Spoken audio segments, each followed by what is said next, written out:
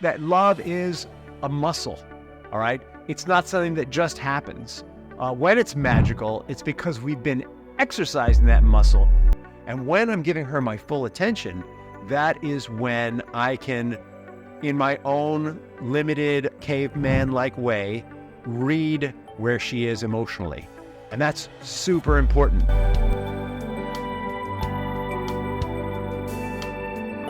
Welcome to another episode of Rich in Relationship. And today we're talking about cultivating connection, which is more than just magic.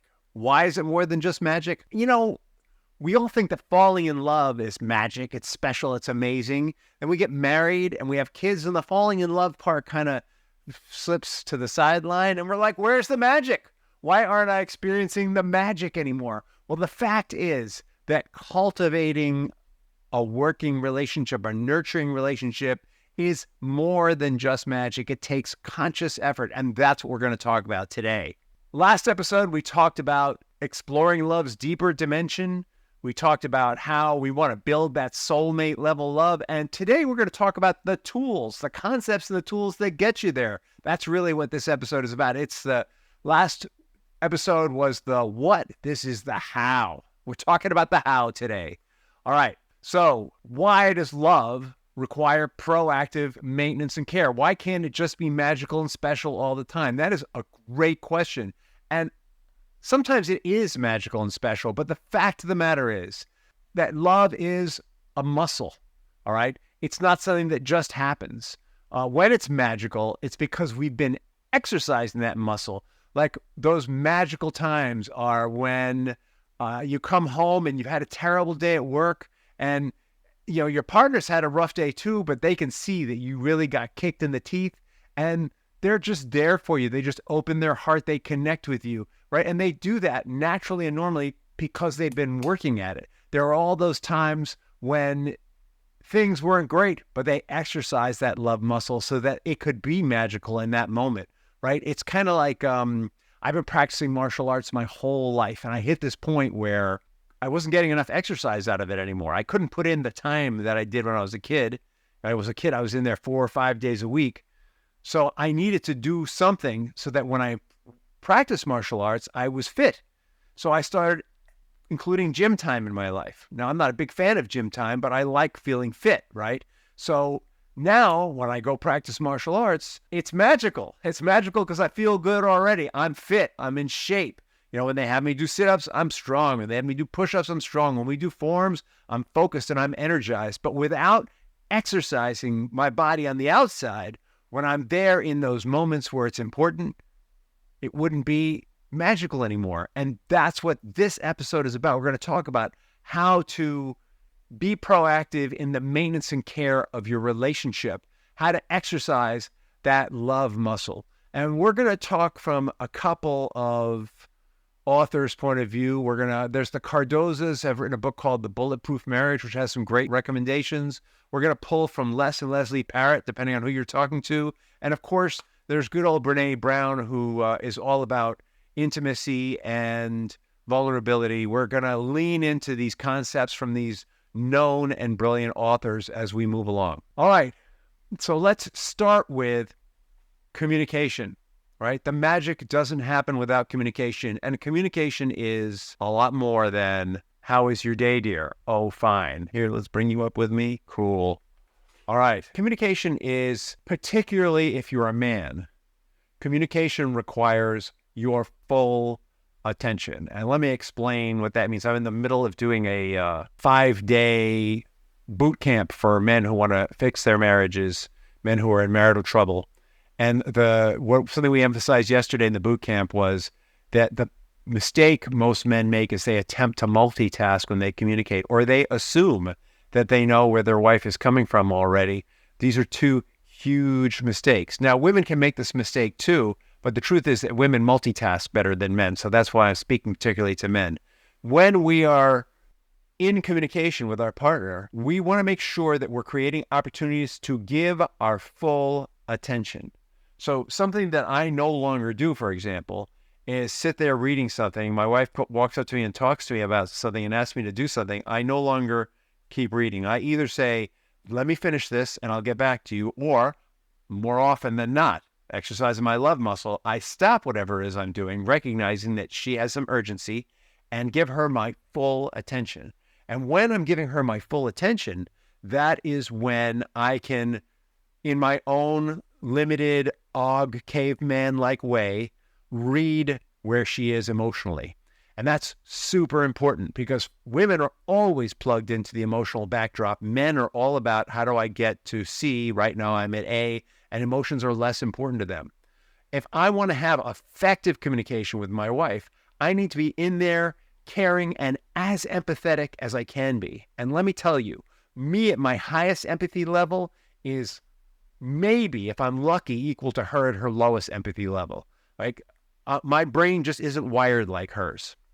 So the first piece is to be in there giving full attention and exercising my commitment, right? Because 9 times out of 10, when those moments happen, I've got my own agenda. I've got my own thing I'm doing, but I need to be willing to put it down. And part of this, we'll get to dig into this a little more, is about what is my definition of winning? Is it I'm winning, or is it we are winning? Right? If it's just me winning, the relationship is in trouble, especially when you're a dude, because we tend to be very narrow in our definition of winning. I think my gut is that women, unless they really feel like the relationship is broken, are going to always think about winning in terms of the ecology of the family. And men, unless they're very conscious and conscientious about that, are less likely to go that route. And that has to do with brain science. So I'm going to spare you the brain science today. I think I did that in another episode. Troll back through earlier episodes. So let's keep moving forward.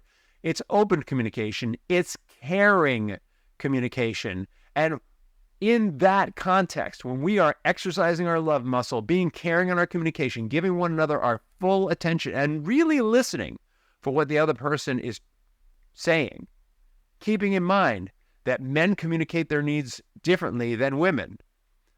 When we're really listening for what the other person is saying, there is an opening there to resolve difference. I'm going to say that again because I don't know if you really got that.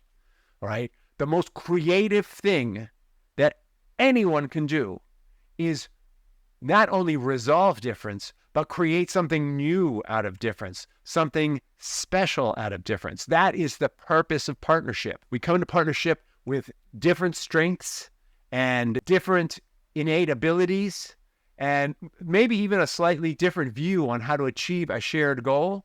And it is in the meeting of those differences and the synergy that can come out of a caring exploration of those differences that something new, special, and vibrant is created, right? And if you're not experiencing new, special, and vibrant in your partnership, then there's something missing in your communication. You're either afraid of confronting differences, not confronting each other, but confronting differences, or you've been confronting differences in a way that feels personal and is actually high conflict and destructive.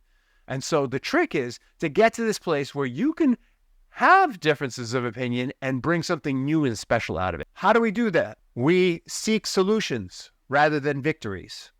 All right, the Parrots in their book, The Good Fight, talk about when individuals are looking for individual victories rather than solutions to what appear to be differences that are almost impossible to work through. When we go to the place of victory instead of solutions, there's no way through. When we go to solutions, we can find commonality in the differences, we can blend the differences, and we can move into a new and more powerful space. We need to cultivate curiosity about where our partner is coming from. And what I mean by that is very often one partner will present an idea. Oh, I want to go to Disneyland with our child. I want it to be super special.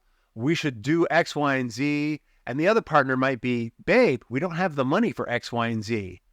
And a mistake would be to not explore the difference between those 2 points of view. What is the point of view of, babe, we don't have the money for X, Y, and Z? What's under that? What are the concerns? Is there a way to meet those concerns? And for the partner who wants to go to Disneyland, what is the experience they really want to create through X, Y, and Z? And is there a way to create it with just X or Y, or maybe it's with A, B, and C instead of X, Y, and Z. Maybe the experience can be had in another way so that both concerns are met, right? That's the basis of understanding one another's viewpoint. I'm a trained mediator, and I work with couples all the time, helping them to get under their positions. Those people have a position. When we get under the position to the concerns and they start to see each other's concerns and have an empathetic connection to one another, that is when the magic starts to happen. And it happens every time. Also, inevitably, when we're trying to get under positions to concerns, there are oopsies, right? An oopsie is like somebody gets triggered and they say something they regret. And it is vital to always be willing to apologize quickly, right? Keep your eyes on the prize. If you have your eyes on solution rather than victory, and you know that you've stepped on somebody's toes, or you feel that you've slipped into an emotional place where no solution can be created, you just stop and say, hey, you know what? I'm sorry. I'll tell you a story. The other day, my wife and I were getting gas at a gas station, and a guy walked up to me and asked me for $10 to drive his car somewhere. Now, there was no car there. It was evident to me the guy was just hustling. And I said, no, I'm not giving out $10 today. And then he asked me again. I said, no, I'm really not giving out $10 today. And then he said something disparaging to me. And I got triggered. And it goes back to my history. I'm going to spare you all that. And I put the hose back on the pump. And I walked up to the guy and I got in his face. And I said, listen, you came to me and asked me for money. I'm just getting gas. Don't be criticizing me or telling me how to live just because I don't want to give you money. That's just not right. And he said, okay, but don't get in my face. I said, all right. And as I was walking away, he said, and it's a good thing you didn't go any further than that, because then I would have had to show you something. And I was like, yeah, right? So I thought everything's good. Put gas in the car. Figured, yeah, I handled that, right? Got in the car. My wife was really upset with me. She was like, what happened? What did you do? And I relayed the story to her. And she said, are you crazy? He could have had a gun. He could have had a knife. And I started to slip into my whole story about why I did that and how I got triggered. And I realized that she really didn't need to hear that in that moment. What she needed to hear was, I'm sorry. I said, you know what, honey, you're right. I'm sorry. I shouldn't have put you in that position. I realized that was scary for you. It was like an aha moment for me. It's like, my story, that whole interaction, what my stuff was about it, that's for me to go work out, with my buds. I went out to breakfast with my best friends the next day and I talked it through with them and I wrapped my head around it, and sometime in the future when she and I are sitting together, if it comes up, I'll explain it to her. Hey, you know what? I had this experience when I was a kid. So guys would walk up to me, they'd ask me for money, blah, blah, blah, blah. And I'm just kind of wired for this and I'm dismantling it. That won't happen again. I promise you. That's what that's about, right? But in the moment, all that needed to happen was acknowledge that it was scary for her and that I wouldn't want her to have that experience. No matter how confident I was in that moment, no matter how sure I was of what I was doing, no matter how right or righteous I felt or not.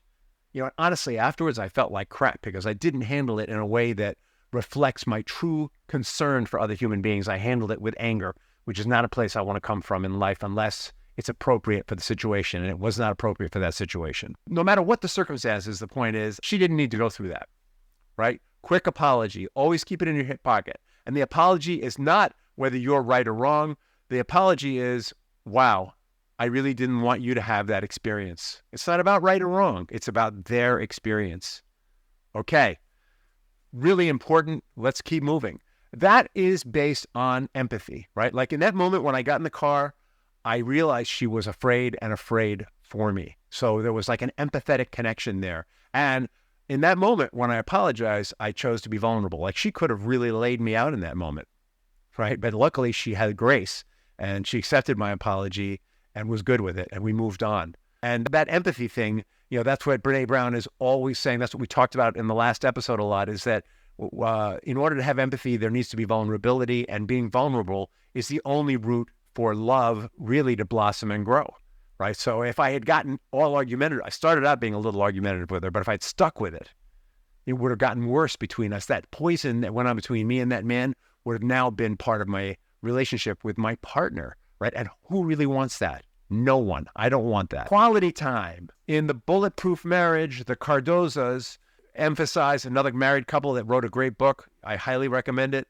They emphasize the importance of dedicating exclusive moments of the relationship. We talk about that here on Rich in Relationship all the time, right? If you can, you have spiritual practices together. I'm not talking about religion here. Maybe it's that you pray together. Maybe it's that you meditate together. Maybe it's just that you look in each other's eyes quietly for a period of time. Maybe it's that you're going for a walk in the woods together and watching the sunset. A connection in the relationship that's built through connection to something bigger than you, whether it be nature, whether it be society, whether it be God of your understanding, whatever it is. When you share in that experience of something bigger than you, the relationship itself is more solid because it's grounded in that greater whole. Really, really, really important.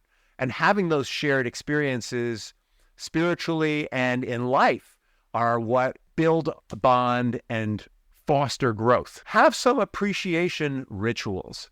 Now, this doesn't work for everybody. If you've ever hit the 5 love languages, great book, by the way. For some people, appreciation is not super high, but appreciation might be feeding the other person's love language. The 5 love languages, by the way, are touch, not necessarily physical intimacy, but just touch, appreciation, touch. Words of affirmation, speaking faith and confidence into someone, letting them know how much you appreciate them. That's a direct form of appreciation. Act of service might be a way of showing appreciation. I really appreciate what you said the other day, and here's what I'm doing for you. Gifts, straight up. Thank you so much for what you did. Here's some flowers, chocolate. Here's something riding related because you know you love to ride, whatever it is. Quality time. Hey, I so appreciated what you did the other day. I'd like to take you to dinner and spend some time with you. These are all ways that you can show appreciation, and you want them built into your relationship. Date night is a great way to have regular appreciation. And what keeps it from being stale is that you use it as an appreciation ritual. You go to dinner and give that quality time. You go to dinner and give those words of affirmation. You go to dinner and give that gift. You go to dinner and touch. You go to dinner and whatever. But that's a way. Make sure that you build in ritual, tradition, habits. These are all ways to reinforce values in our relationship and in our family. Sounds rough, but it's super, super helpful. When we talked a little bit about conflict resolution, but let's be clearer.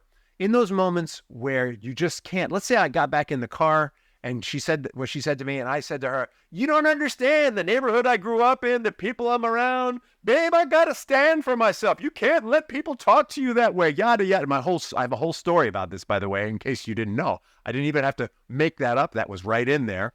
And she would have said, yeah, well, that's going to get you killed, and what's our kids going to do? And you don't even have enough insurance. And I go, what are you talking about, getting killed? No one can pull one over me. Yeah, well, it would have turned into a whole thing, a whole conflict, right? If you're in that kind of situation where the energy is just getting louder and louder, that's super negative. That's like what you're going to be doing when you do that is literally pulling emotional value out of your relationship bank when you do that. It's like when we have the 5 love languages, we're putting money in the bank, putting love in the bank. When we're fighting, we're taking love out of the bank. And eventually that relationship's going to go into bankruptcy. So you don't want to be in that space. So just have a ritual for stopping that stuff because it doesn't work. When one or both of you are in the space of, I'm going to win, I'm right, you're wrong, there is no winning, right? When I'm right and she's wrong, if I'm making her wrong, which if you're a husband, is impossible. My wife is never wrong. But if I really believe she's wrong, we should talk about that in another episode. If you really believe she's wrong, there's actually a great comedy skit on it I want to share with you sometime, but not now. If you really believe she's wrong, then you're invalidating the relationship in essence, right? You got to get that in a partnership, the other person is almost never completely wrong. Almost never. Think about that. That's going to rub some of you the wrong way. I want you to just absorb that. All right. So let's bring it home. You want to make sure that in those moments where it's negative and where you truly believe other person's wrong, and here's the thing. It's not that they're wrong. It's that you're vindictive and angry about their being wrong. That is a no-win because you're attacking them. You're attacking who? The person that you love. You're attacking who? Your life partner. You're attacking who? Your family co-leader. Right? And when you do that, not only are you tearing them down, you're tearing yourself down and you're tearing your kids down.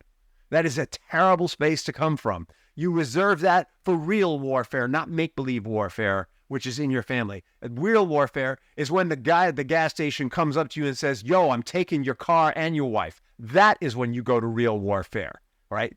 That is the moment. No, you are not. I will die before you take my wife. You can have the car. Let's get her out. How's that? All right, I'll do that, right? That would be a compromise of warfare. Or, unstable as I am, maybe you're not even going to give up the car. We can talk about that another day also. All right. I have shared more of myself in this episode than I think any episode yet. This really lives for me. So let's bring it home, my friends. I'm going to share a quick story with you. I had a premarital couple there was some infidelity in their relationship, and they really loved each other. And they got this so fast. The thing about negativity, they completely understood, like they had personal experience with it, destroying their relationship. They weren't even married yet, right? And they got this thing about partnerships and supporting each other so fast. And they had the most beautiful wedding, and they've had the most amazing marriage afterwards. And they've had conflicts, not bang, bang, shoot 'em up conflicts, right? Because they learned, they went through my premarital program, and they learned early how to communicate like the good fight. They learned how to communicate so that they could resolve conflict. They learned how to pull away when the emotion had turned to, I'm going to win, you're going to lose. They learned to not do that. They had like a safe word, and they still have a happy marriage today. Like, it just kind of warms my heart. They did a video testimonial for me, and every time I see it, I just sort of go, a quick story, right? So you may have gone into your marriage not as prepared as them, but there's still time for you to get this stuff. So if this is resonating with you and you want to know more, reach out, DM me. And if you're doing this stuff, or if you've read these books, back me up. Comment. I'll let people know the good news. And as you're practicing, learning, going deeper, remember that your motivation is to realize that no relationship is successful unless both people are engaged in it. And at the same time, it only takes one person to tank a relationship. So you want to be the one to lead in saving the relationship, not tanking it. So next episode, we're going to talk about the future phases of relationship, So we've talked a lot about in love. We've talked about what happens after that first year, and we've talked about tools. Now we're going to talk about some of the other phases, right? I don't think people talk about phases a lot, and I've been through a couple. My wife and I, our kids are grown-ass men and women, as they like to tell us, and so we're moving into a new phase. And so this is something that's really on top of mind for us, and maybe I can even get her to come on and talk about it. That'd be really interesting. But regardless, that's going to be the next episode. How do you look forward in your marriage and prepare for the phases that are coming, once you have these rock solid practices in your life? Thank you again. It's been a long one. We appreciate you, and have a blessed day.